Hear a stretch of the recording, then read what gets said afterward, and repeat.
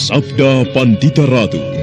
Kali ini dalam episode ke-13 dengan judul Senja di Pasetran.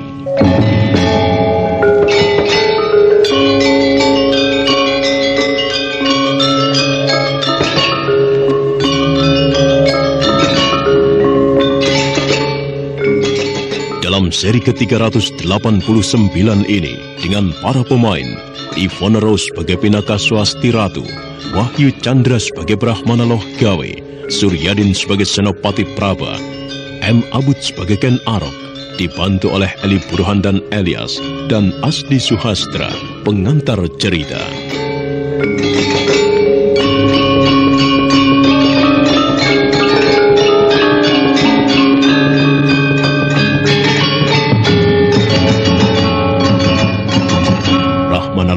Dan Senopati Praba menjadi tegang. Mereka harus menunggu beberapa saat lamanya ketika dukun bayi itu kemudian keluar tergopoh-gopoh sambil memondong bayi yang masih merah. Bayi itu menangis cukup keras. Bagaimana, Nyai? Bayinya sudah lahir, Tuan. Laki-laki.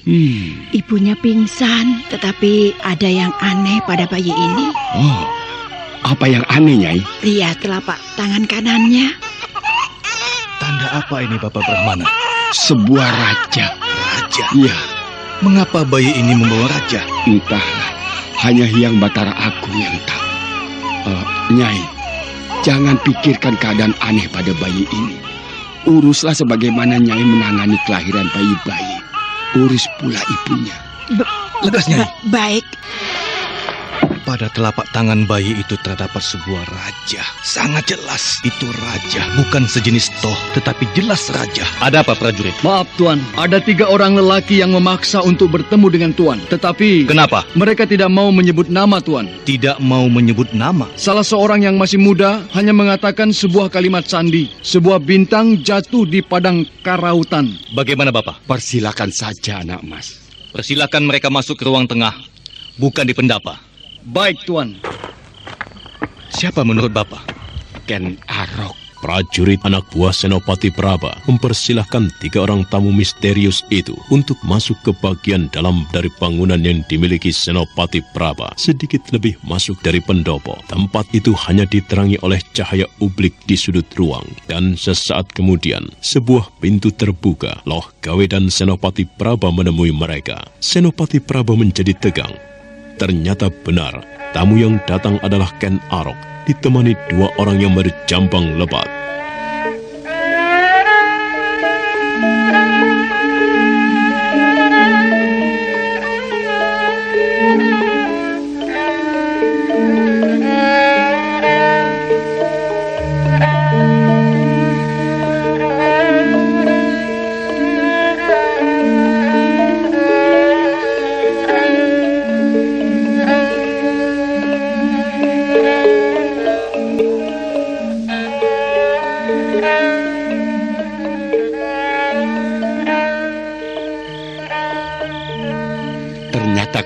Anak mas Ken Arok. Bakti dan taklimku, Bapak. Aku terima, anak mas. Akan tetapi pemilik rumah ini bukanlah aku. Pemiliknya ini Senopati Praba. Saya minta maaf, Tuan Senopati Praba. Saya Ken Arok. Aku yang baru di Tumapel, yang pada saat ini disebut-sebut sedang memberontak pada Kediri, bersama 2 orang pengawal datang menghadap Tuan. Silahkan Tuan mengambil kebijaksanaan. Apakah Tuan akan memberitahu Kediri bahwa saya berada di sini, maka yang terjadi adalah banjir darah? Mungkin memang mahal harga kepala aku, Ken Arok. Tetapi jika mau, Kediri memang bisa menimbunnya dengan genangan darah. Tentu tidak. Hal itu tidak akan terjadi. Mari kita duduk di hamparan tikar itu. Tidak untuk membicarakan persoalan Kediri dan Tumapel, tetapi persoalan yang lain. Brahmana Loh Gawe mendahului melangkah, yang diikuti oleh Ken Arok dan 2 orang yang mengiringinya. Untuk beberapa saat Senopati Praba justru masih tetap berdiri.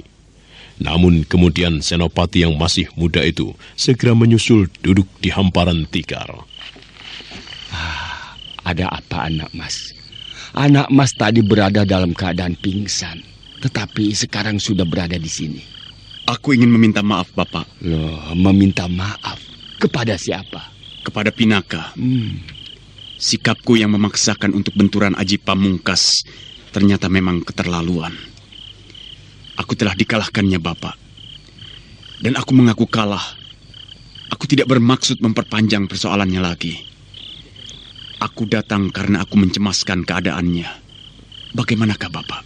Nyai Pinaka telah melahirkan anaknya laki-laki. Oh, Jagat Dewa Batara. Jadi pertempuran itu telah menyebabkan dia melahirkan. Benar, anak Mas. Ternyata telah menjadi kenyataan apa yang aku khawatirkan. Lalu bagaimana keadaannya, Bapak? Dukun bayi itu sedang berusaha mengatasinya. Nyai Pinaka pingsan setelah melahirkan. Semoga Batara Agung memaafkan kesombonganku. Aku berharap Nyai Pinaka tidak mengalami hal yang membahayakan dirinya. Demikian juga bayinya dalam keadaan sehat. Tetapi Bapak, sungguh aku menjadi sangat penasaran. Aku melihat sesuatu yang tidak lumrah pada Adi Pinaka Swasti Ratu. Nampaknya Bapak bisa menceritakan sesuatu. Baiklah. Kebetulan aku tadi memang sedang akan bercerita pada anak Mas Senopati Praba. Sekarang anak Mas Ken Arok juga ingin mengetahui kisahnya. Agar tidak mengulang-ulang cerita, aku akan menceritakan sekarang. Terutama kepada anak Mas Ken Arok. Aku memang harus menceritakan apa yang terjadi. Karena aku berharap anak Mas Ken Arok akan bersedia melindungi Nyai Pinaka dan bayinya yang berada di dalam bahaya. Pinaka berada di dalam bahaya? Iya. Ia mempunyai kesaktian seperti itu tingginya. Ia berada di dalam bahaya. Lalu siapa yang menjadi bahaya itu, Bapak Brahmana? Anak Mas, entah mengapa tahun ini akan ditandai dengan peristiwa yang luar biasa.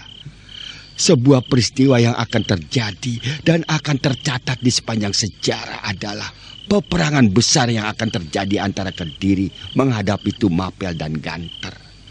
Namun, ada juga peristiwa yang lain yang membuatku cemas. Aku tidak tahu apakah anak Mas Ken Arok sudah mengetahuinya atau belum.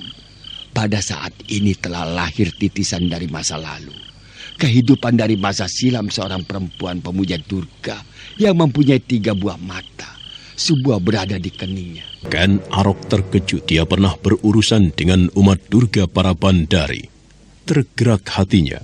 Diposari dan Rudra Bondo yang lebih banyak diam dengan penuh minat mendengarkan. Namun tidak kalah berminatnya untuk mendengarkan adalah Senopati Praba.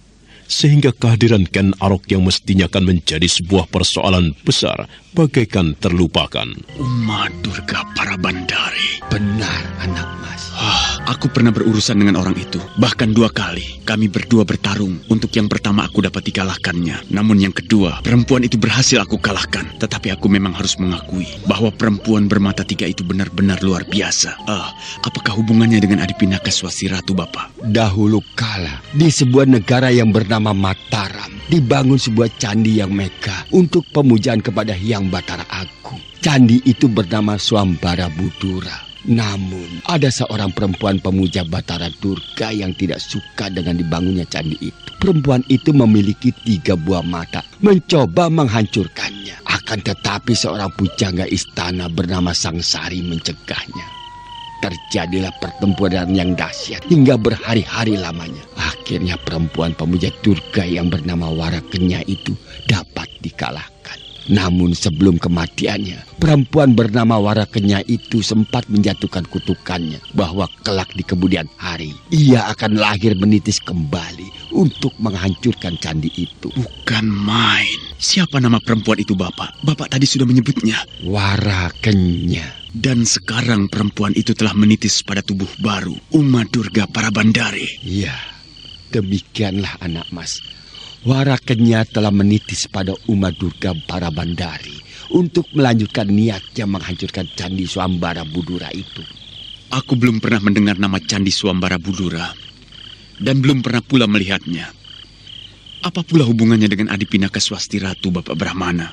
Yang dialami Nyai Pinaka adalah kelanjutan dari kisah pujangga istana Mataram yang mencemaskan nasib Candi Swambara Budura itu.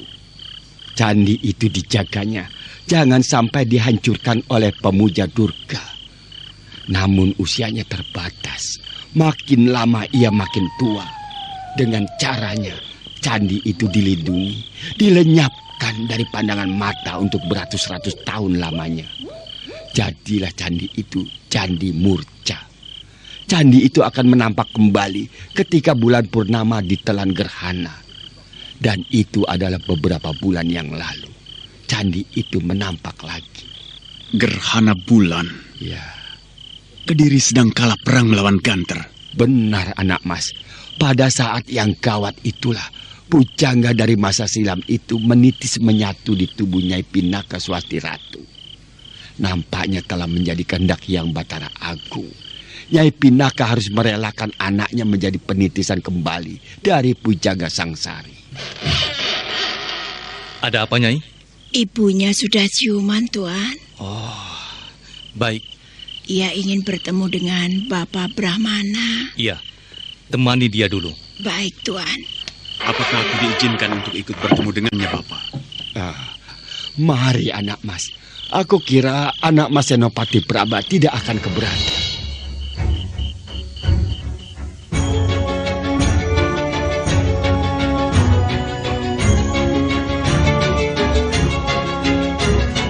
Pintu terbuka. Pinaka Swasti Ratu yang sedang tiduran bersandar 3 buah bantal yang ditumpuk di punggungnya, tengah membusai rambut anak lelakinya yang tergolek dalam gendongan kain. Pinaka yang matanya berkaca-kaca menoleh kepada Brahmana Loh Gawe yang masuk pertama kali, dan di belakangnya Ken Arok serta Senopati Praba.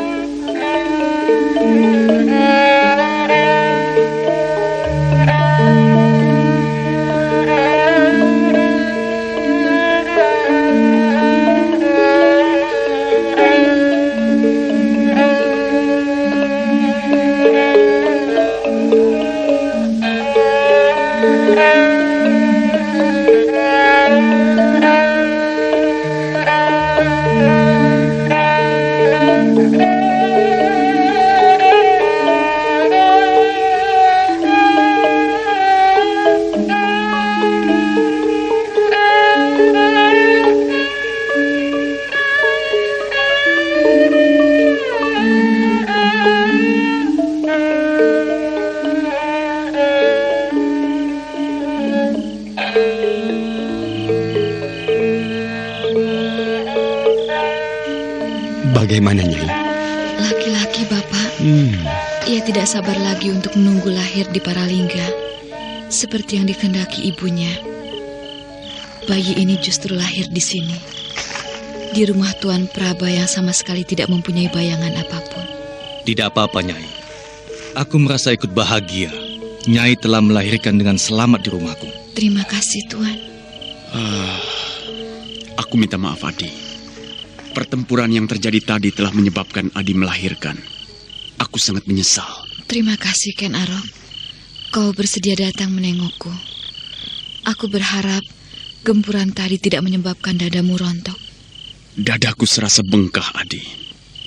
Kau telah membuatku pingsan beberapa saat lamanya. Untung Kakang Diposari telah membawaku menyingkir. Jika tidak, aku siuman dalam penjara Kediri. Sebenarnya aku berharap demikian. Bayi yang tampan, bayi yang akan menggegerkan di masa depan. Siapapun yang merasa pembela kebenaran harus membantu menjaga dan menyelamatkan bayi itu. Bukankah demikian, Bapak Loh Gawe? Benar, anak mas. Bayi yang dilahirkan Nyai Pinaka adalah bayi yang membawa tugas berat. Namun Hyang Batara Agung telah membekalinya dengan sesuatu yang luar biasa. Maksud Bapak Brahmana? Silakan anak mas melihat telapak tangan kanannya. Anak mas akan melihat sesuatu yang luar biasa. Adi Pinaka, izinkan aku untuk melihat telapak tangan anakmu. Silakan, Ken Arok. Tangisnya keras sekali. Bayi yang tangisnya kuat adalah bayi yang sehat, Nyai. Silakan anak mas untuk melihat telapak tangan. Raja. Ya, benar, sebuah raja. Bukan main. Bayi ini bukan sembarang bayi. Ada tanda raja di tangan kanannya. Lihatlah Diposari, sebuah raja. Apa arti raja ini, Bapak? Bapak tidak bisa mengartikan, anak mas. Namun mungkin itu berarti bayi ini mendapat tugas untuk menghadapi sepak terjang Uma Durga yang bermaksud menghancurkan Candi Swambara Budura itu. Iya, agaknya memang itulah jawabnya, Bapak. Itulah, anak mas. Itulah sebabnya aku memintakan kesediaan anak mas untuk membantu memberikan pengayoman kepada Nyai Pinaka dan anaknya. Jika Uma Durga mampu mencelakakan mereka, pemuja Durga itu akan merajalela. Mata Pinaka berkaca-kaca melihat bayinya yang menangis keras. Antara rasa haru dan sedih berbaur mempuncah menyesakkan dadanya. Dengan seksama Ken Arok memeriksa telapak tangan kanan bayi itu. Sebuah rajah besar benar-benar mendebarkan hatinya. Ken Arok merasa yakin bayi itu kelak di kemudian hari akan menggegerkan dunia Kanuragan.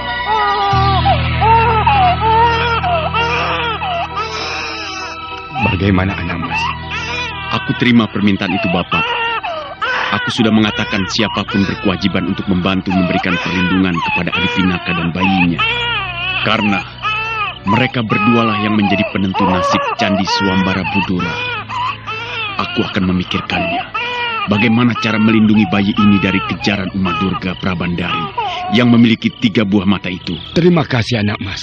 Aku juga mengucapkan terima kasih, Ken Arok. Aku belum melakukan apa-apa di Pinaka. Belum, tapi aku tahu kau akan melakukan sesuatu untuk membantuku. Jika aku terlalu sibuk oleh peperangan yang akan terjadi di antara Kediri dan Tumapel, mungkin aku bisa meminta kepada Kameswara untuk melakukan itu. Kameswara juga memiliki ilmu kanuragan yang tinggi, sama tingginya dengan aku sendiri. Kameswara tentu bisa mengayomimu. Apalagi, bukankah Kameswara adalah ayah dari bayi itu sendiri? Kameswara tentu tidak akan membiarkan anaknya dibantai orang. Oh ya, apakah kau sudah menyiapkan sebuah nama, Adi? Belum. Mulai sekarang, cobalah kau menyusun sebuah nama. Ya, aku akan membuat sebuah nama yang sesuai dengan namanya. Nama itu tentu sebuah nama yang baik. Nama yang mempunyai makna dan mendukung penyandang nama itu untuk segala gerak dan tingkahnya di kelak kemudian hari. Semoga ia menjadi manusia berguna. Maaf, aku akan menyusuinya. Mari anak mas semuanya. Marilah kita berikan kesempatan kepada Nyai Pinaka yang ingin menyusui bayinya. Mari.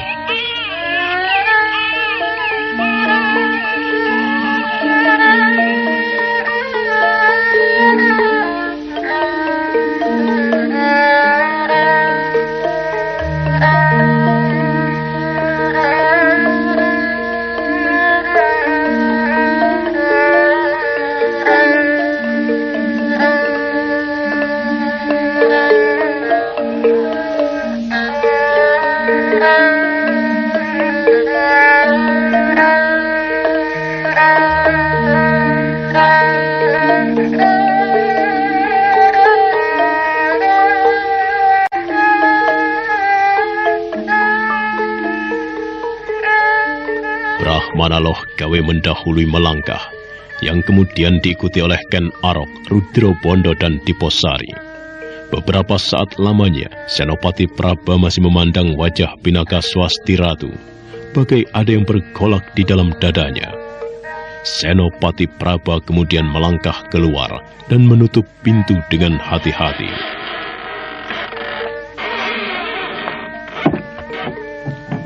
Menyusui adalah sebuah pengalaman yang luar biasa bagi Pinaka. Matanya berkaca-kaca manakala bayi itu menyusu dengan lahapnya.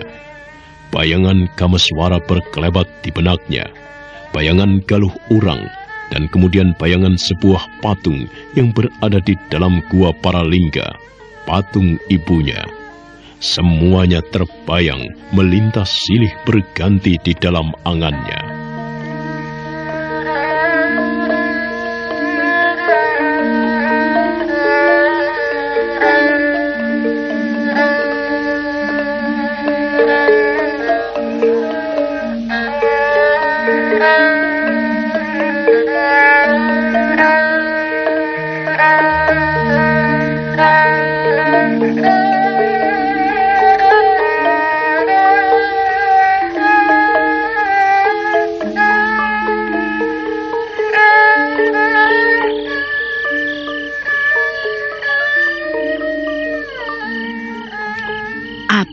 membuatmu sedih, Nyai?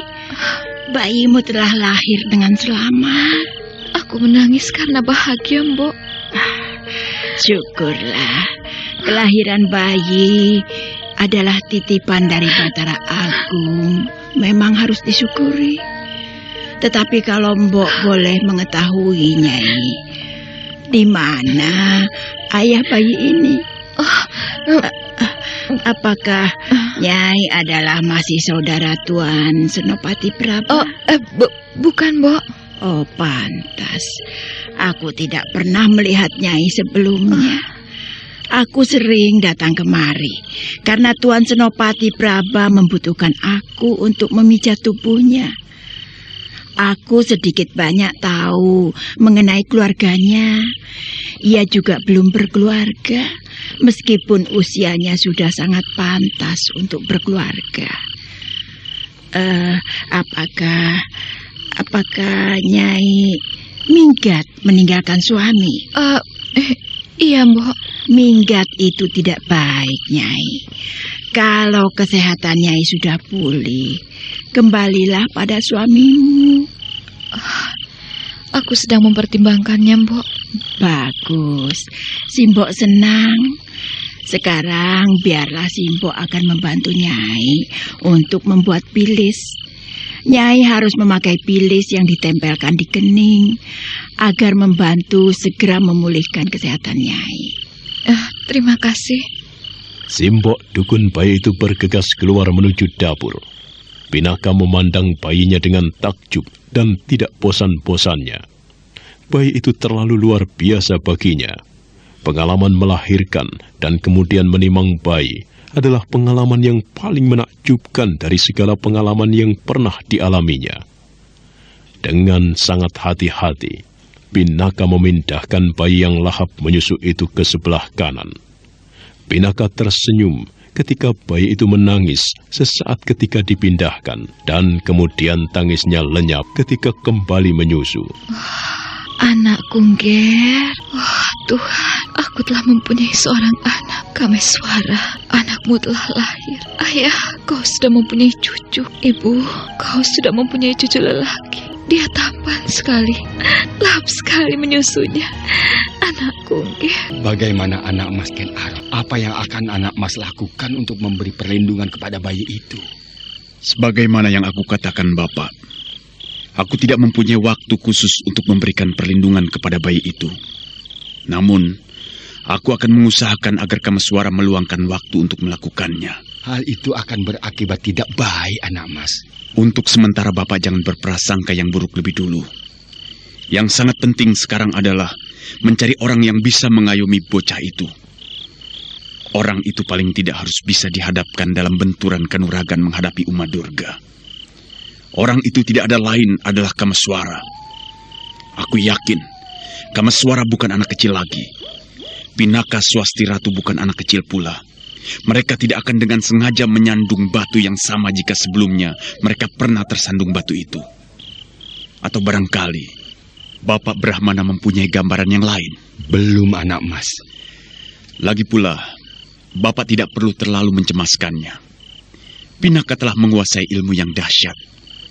Aku dapat dikalahkannya. Tentu Uma Durga itu dapat pula dikuasainya. Belum tentu, anak Mas. Kenapa, Bapak?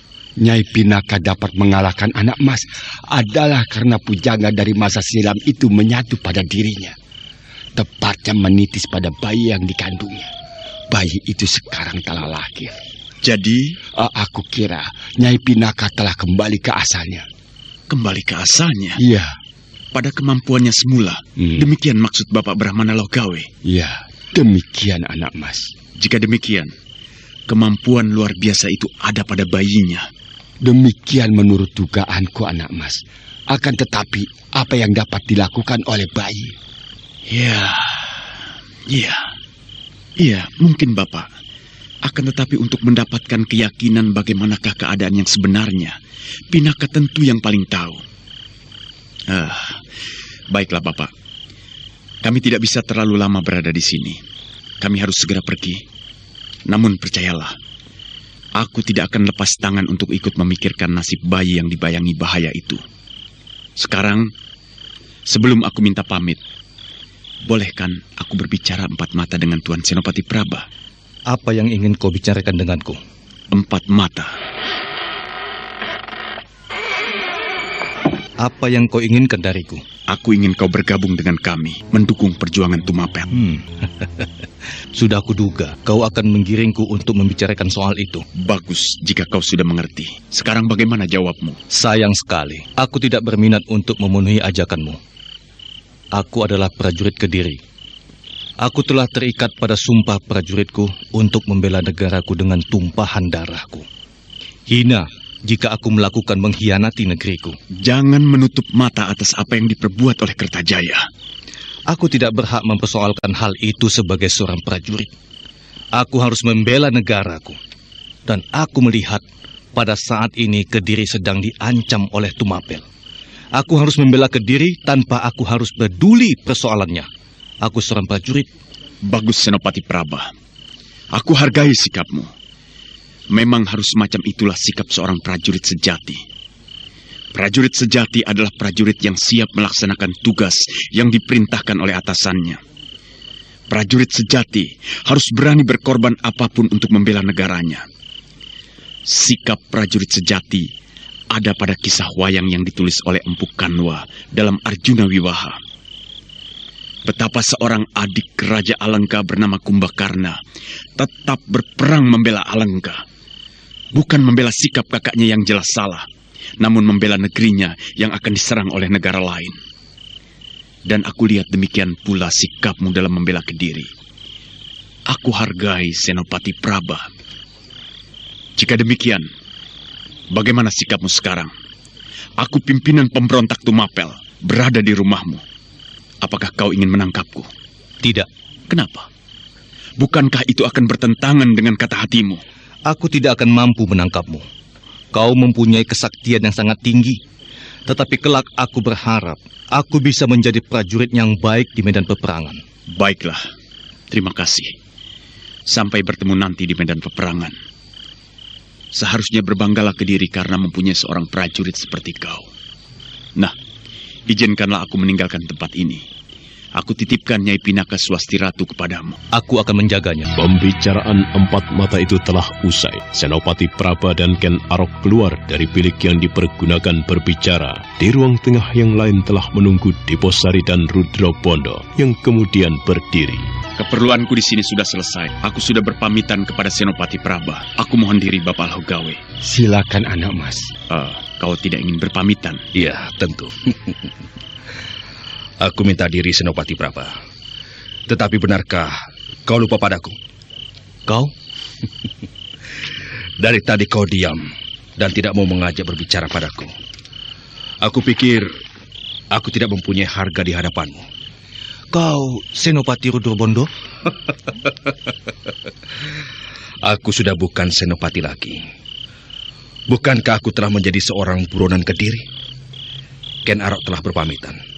Baiklah, aku juga minta diri. Tuan Senopati Praba, aku juga minta diri. Terbengong-bengong Senopati Praba mengantarkan ketiga tamunya sampai di halaman. Dia tidak mengira bahwa salah seorang pengiring Ken Arok, lelaki yang berjambang lebat itu adalah Senopati Rudra Bondo. Senopati yang paling dicari di Kediri karena pernah hampir membunuh Baginda Kertajaya. Senopati tidak bisa menahan rasa penasarannya.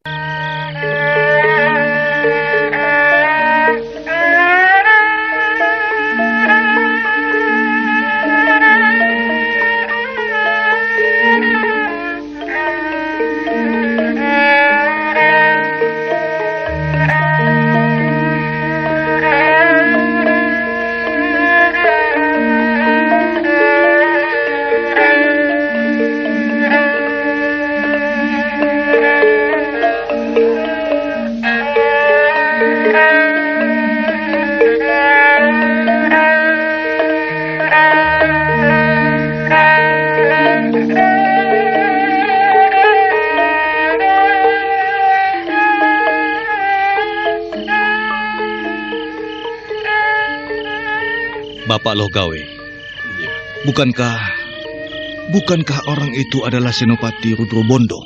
Benar, anak mas. Ia Senopati Rudrobondo. Bukankah ia yang dulu pernah menggegerkan Kediri dengan perbuatannya? Ia pernah diangkat menjadi senopati pimpinan pasukan pengawal istana. Ternyata ia adalah pimpinan mata-mata ganter yang memang diselundupkan ke Kediri dengan menggunakan nama samaran Lintang Pancersore. Bukan main. Kenapa, anak mas? Benar-benar peristiwa yang luar biasa dan seperti tidak masuk akal. Rumahku kedatangan aku Tumapel Ken Arok, orang yang paling diburu oleh Kediri untuk dipotong lehernya karena pemberontakannya. Kemudian juga Senopati Rudrobondo. Seperti mimpi saja rasanya. Senopati itu telah datang ke rumahku. Ini sungguh peristiwa luar biasa, Bapak. Andai kata pejabat di Kediri mengetahui aku telah menerima tamu orang-orang itu dan aku tidak melaporkan, nasibku tentu akan sangat buruk. Tetapi sungguh mati, Bapak. Aku tidak juga mengira orang yang berambut gondrong itu adalah Senopati Rudrobondo. Bukan saja rambutnya yang tidak digelung, tetapi cambangnya yang sangat lebat. Ya, aku juga nyaris lupa, anak mas. Akulah sekarang yang harus kebingungan. Bagaimana aku harus bersikap? Waktu terus bergerak. Tengah malam telah terlampau. Ken Artiposari dan Rudrobondo telah meninggalkan wilayah kota raja dan telah berada di luar dinding batas kota. Nah, bagaimana kisah selanjutnya? Saudara pendengar, untuk mengetahui jawabannya, ikutilah kelanjutan kisah Sabda Pandita Ratu ini pada seri berikutnya dalam episode yang akan datang. Sampai jumpa.